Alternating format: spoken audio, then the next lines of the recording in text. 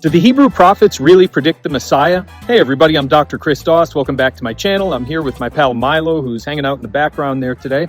In this video, we're going to be dealing with the question of the fulfillment of prophecy in the New Testament. The Gospel of Matthew says in chapter 2 that Joseph, Mary, and Jesus' departure from Egypt is a fulfillment of Hosea's prophecy. But Hosea was an 8th century prophet. Is it reasonable to think that the 8th century BC prophet Hosea actually predicted something that happened about 750 years later? Well, before we can answer that question, we first need to define what a prophet actually is. And in the Hebrew Bible, or the Old Testament, whatever you choose to call it, a prophet is someone who speaks on behalf of God.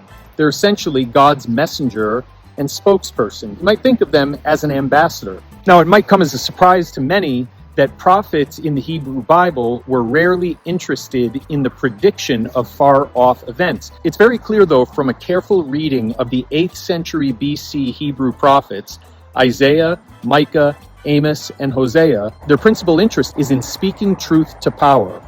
Prophets are kingmakers and king breakers. Let's have a look at Hosea 11:1, the passage that the Gospel of Matthew says is fulfilled in the departure of Joseph, Mary, and Jesus from Egypt. There we read, Ki na'a Yisrael va'ohavehu u'mimitzrayim karati livni. When Israel was a child, I loved him, and out of Egypt I called my son. If we read this passage with a Peshat interpretive approach, that is to say, a historical contextual approach, then we find in the subsequent verses that this is not originally talking about Jesus in any way, shape, or form. It's talking about Israel as the Son of God and events pertaining to Israel in the 8th century BC during the reign of the Assyrian Empire.